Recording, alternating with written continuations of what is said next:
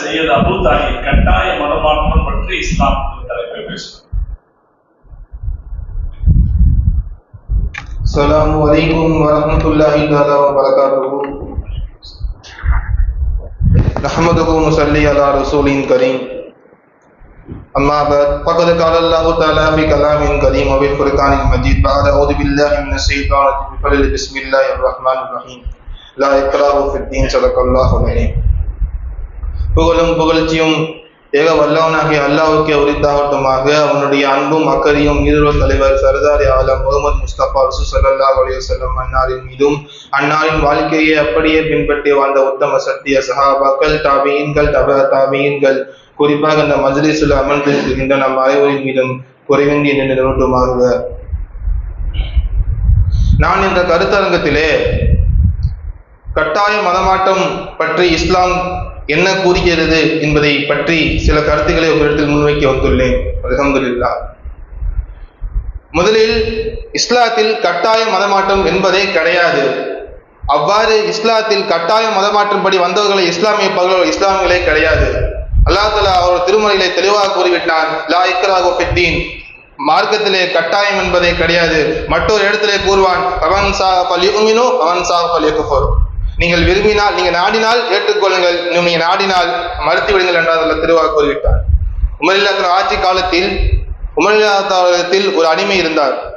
அவர் கிறிஸ்துவ அடிமையாக இருந்தார். அவர் நறுகுணமுடையவராக இருந்தார். அதனால் உமர் அவர்கள் அந்த அடிமையிடம் நாள்தோறும் இஸ்லாத்தை பற்றி, இஸ்லாத்தினுடைய மாண்புகளை பற்றி எடுத்துரைப்பார்கள். அவரும் அதை ஒப்புக்கொள்வார். ஒரு நாள் இஸ்லாத்தை ஏற்றால் உனக்கு நல்லதாக இருக்குமே என்று சொன்னவுடன் அந்த அடிமை சொன்னார், இஸ்லாம் மார்க்கம் உண்மைதான், இஸ்லாம் உறுதியான மார்க்கம்தான், இஸ்லாம் மகத்துவமான மார்க்கம்தான், இருந்தாலும் கூட நான் கிறிஸ்தவனாகவே இருக்க வாழ்வதற்கு விரும்புகிறேன் என்று சொன்னவுடன் உமருடையதானவர்கள் எல்லா விஷயத்துக்கும் தன் வாளை கொண்டு போர் செய்த உமருடையதானவர்கள் அல்லாஹ் தஆலா கூறிய லா இக்ராஹ ஃபித்தீன் என்ற ஆயத்தை மனதில் ஓதிக்கொண்டு மௌனத்தை கடைபிடித்தார்கள்.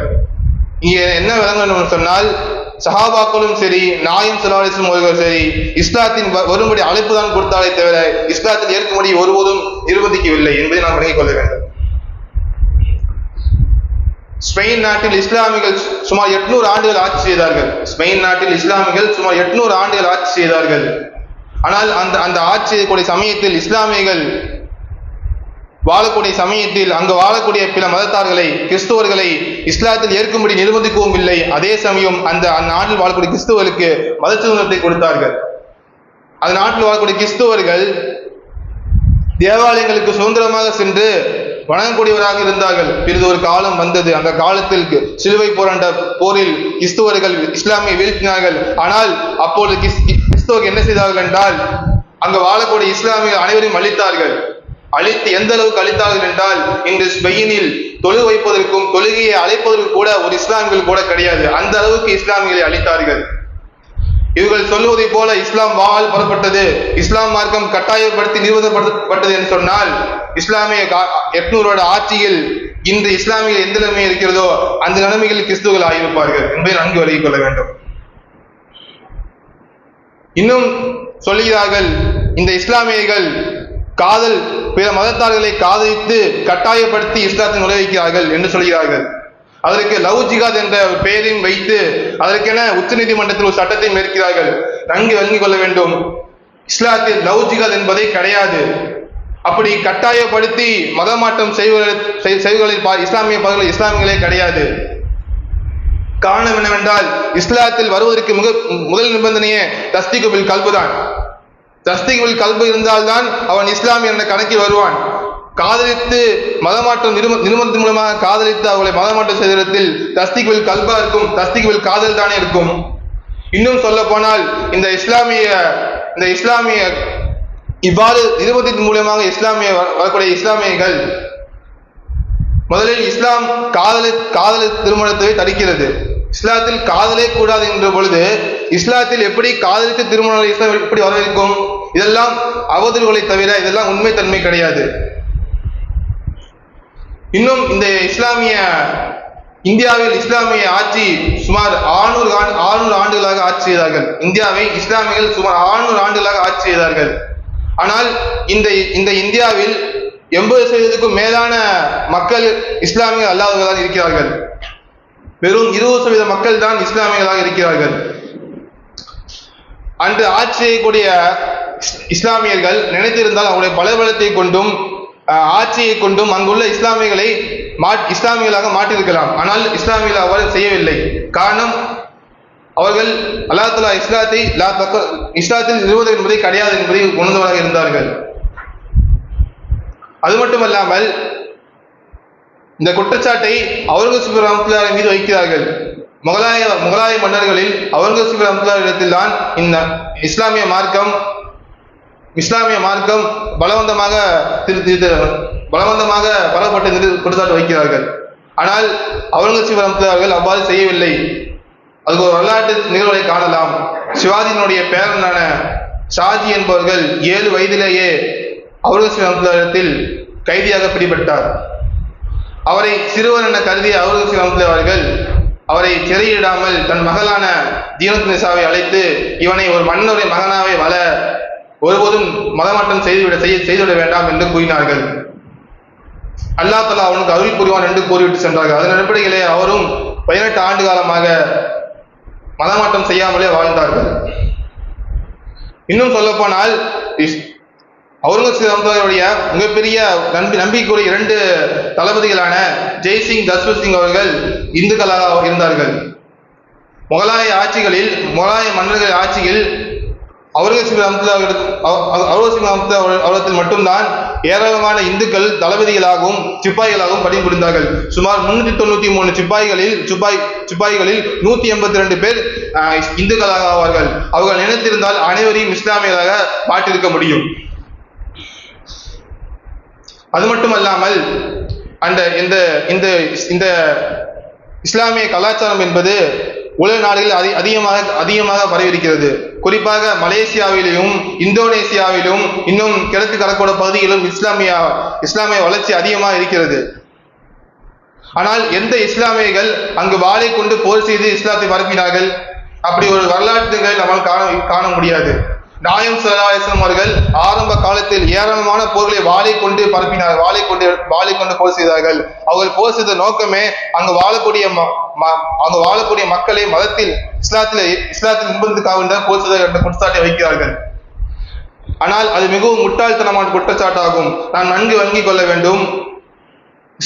விசுவாசம் வருவதற்கு முன்னால் மன்னர்கள் எம்மதமோ அந்த மதத்தில் தான் அந்த மக்களையும் நிர்பந்தப்படுத்தி வாழ வைப்பார்கள். அப்படி ஏற்காதவர்களை சிறையிட்டு கொள்வார்கள். இதற்கு சான்று கௌஃப் சூறாவில் உள்ள கோய்வாசின் சம்பவமே சான்றாகும். ஆனால் நபி ஸல்லல்லாஹு அலைஹி வஸல்லம் அவர்கள் இதை ஒழிப்பதற்காக வேண்டி, அதாவது மதத்தை நிர்பந்தப்படுத்துவதற்காக வேண்டி போர் செய்யவில்லை. மாறாக அங்கு உள்ள மக்களிடத்தில் மத சுதந்திரத்தை காட்டுவதற்காக வேண்டிதான் போர் செய்தார்கள் என்பதை நாம் விளங்கிக் கொள்ள வேண்டும். மதத்தில் வாருங்கள், இஸ்லாத்தின் பக்கம் வாருங்கள் என்று அழைப்பு கொடுத்தார்களே தவிர இஸ்லாத்தில் ஏற்கும்படி ஒருபோதும் நிர்பந்திக்கவும் இல்லை, அதை இஸ்லாம் ஒருவரும் அனுமதிக்கவும் இல்லை. இதுதான் அல்லாஹ் தஆலா கூறினான், குல் ஹக்கு பி ரப்பிக்கும், அபியே நீ கூறுவதாக இது உங்களிடத்திலும் சத்தியமாக இருக்கும், அவன் சாஹா ஃபல்யுமீன், எனவே நீ நாடினால் ஏற்றுக்கொள்கள், அவன் சாஹா ஃபல்யக்ஃபுர், நீங்க நாடினால் மறுத்து விடுங்கள் என்று திருக்குர்ஆனிலே கூறுகிறார்.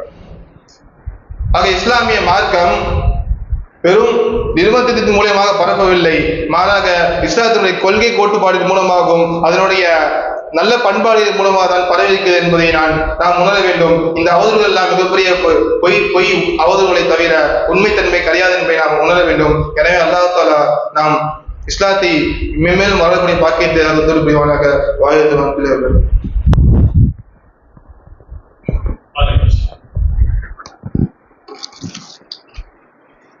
சகோதரர் அபூ தாஹிர் கட்டாய மதம் மாற்றம் பற்றி இஸ்லாம் என்ன சொல்றதுன்னு பேசினாரு. ஒரு கேள்வியை வச்சிருந்தா ஈஸியா பிரச்சனையை முடிச்சிருக்கலாம். அவர் ரொம்ப தெளிவா சொன்னாரு, 800 வருஷம் நாம ஸ்பெயினை ஆட்சி செய்தோம், மற்ற மதக்காரங்களை எல்லாம் நம்ம அனுமதிச்சோம்னு சொன்ன இடத்துல கட்டாய மதமாற்றம் என்பது இஸ்லாத்தின் கொள்கையாக இருக்குமானால் 800 வருஷத்தில் நாம மொத்தத்துல ஸ்பெயினை இஸ்லாமிய நாடாக மாற்றி இருப்போம். கட்டாய மதமாற்றம் இஸ்லாத்தின் கொள்கையாக இருக்குமானால் இந்தியாவில் எத்தனை வருஷம்? 600 வருஷம். டெல்லி சுல்தான்கள் இருந்து 600 வருஷம். முகமது பின் காசிம் காலத்துல இருந்து எடுத்தோம்னா 1000 வருஷம். 1000 வருஷமாக இந்தியாவை ஆட்சி செய்தவர்கள் இந்தியாவில் இருக்கிற அத்தனை பேரையும் இஸ்லாமியர்களாக மாற்றி இருக்கோம். அதனால கட்டாய மதமாற்றம் ஒரு கொஸ்டின் அப்படி போட்டா, இதுதான் இஸ்லாத்தின் திட்டமாக தீர்மானமாக இருக்குமானால் இந்தியாவில் இன்னைக்கு ஒரு இந்து கூட இருக்க மாட்டாங்க அப்படின்ற ஒரு கருத்து வைக்கும் போது இன்னும் பிரயோஜனமா இருக்கு. இன்னும் ஒரு சர்ச்சை சொல்லலாம். என்னன்னா, இந்தியாவை ஒரு 150 வருஷம் தான் ஆட்சி செய்தாங்க கிறிஸ்தவர்கள். அவங்க இங்க எவ்வளவு கிறிஸ்தவர்கள் வளர்ந்துருக்காங்க. இது போல 600 வருஷம் ஆட்சி செய்தவர்கள் முயற்சி செய்திருந்தால் என்ன நடந்திருக்கும் அப்படிங்கிற ஒரு கம்பேரிசனையும் நம்ம என்ன செய்யலாம், கொடுக்கல. அப்புறம் அடுத்து இன்னொரு கொஸ்டின் இருக்கு. என்ன கொஸ்டின்னா, ஹிஸ்டோரியன் ஒருத்தர் கேட்ட கேள்வி, இஸ்லாம் வாழால் தான் பரவியது என்றால் நான் உங்களுக்கு வாள்களை தருகிறேன், நீங்கள் உங்கள் மதத்தை பரப்பி காட்டுங்கள். கட்டாயப்படுத்தி ஒருத்தர் மதத்தை மாத்திர முடியும்னா நீங்க உங்க மதத்தை பரப்பி காட்டுங்க அப்படின்ற கொஸ்டின் பண்ணலாம். இது மாதிரியான கேள்விகளை நம்ம ஃபர்ஸ்ட் வைக்கும் போது நம்மளுடைய தலைப்பு என்ன ஆகிடும், இன்னைக்கு இருக்கிற சூழ்நிலையில இது கவனத்திற்குரியதாக ஆகிடும். அதே போல நம்ம வரலாறு பேசும்போதும் கவனமா நம்ம பேசணும். எந்த காலத்துல இருந்து இந்த காலம் வரைக்கும். ஒன்றும் இல்லை, ஸ்பெயின்ல 800 வருஷம் சொன்னீங்களா இல்லையா, அது எங்கிருந்து எது வரைக்கும் சொல்லியிருந்தோம்னா நம்மளுடைய பேச்சு என்ன ஆகும், இன்னும் அது கனமானதாக. அதே மாதிரி இந்தியாவில் இப்ப நான் சொன்னா இல்லையா, தில்லி சுல்தான்கள் 600 வருஷம், முகமது பின் காசிம் எடுத்தா 1000 வருஷம் சொன்ன மாதிரி ஏதாவது ஒரு சின்ன ஒரு பாயிண்ட் அதுல சேர்த்துக்கும் போது இந்த என்ன ஆகிடும், வரலாறு பற்றி இதாகிடும். வரலாறுலாம் நல்லா தெளிவா படிச்சு என்ன செய்யணும், பேசணும். ரொம்ப அழகா பேசினாரு. லவ் ஜிஹாத் பத்தி பேசுறீங்களா இல்லையா? லவ் ஜிஹாத் நாம சொன்ன மாதிரி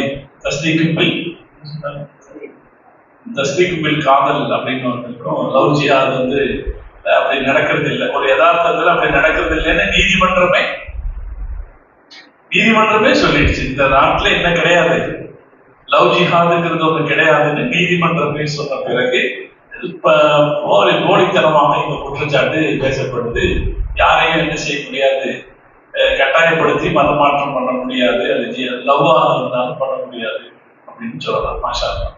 பல விஷயங்களை நீங்க ஞாபகப்படுத்துறீங்க. இன்னும் நம்ம என்ன செஞ்சுக்கணும், இந்த பிரச்சனைய இன்னும் ஆழமா நம்ம பார்க்க ஆரம்பிக்கணும்.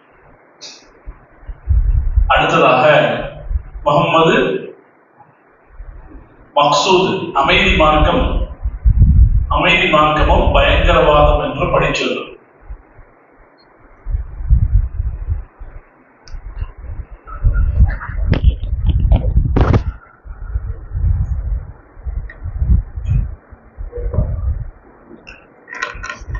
அஹ்மதுஹு வ ஸல்லி அலா ரசூலிஹில் கரீம்.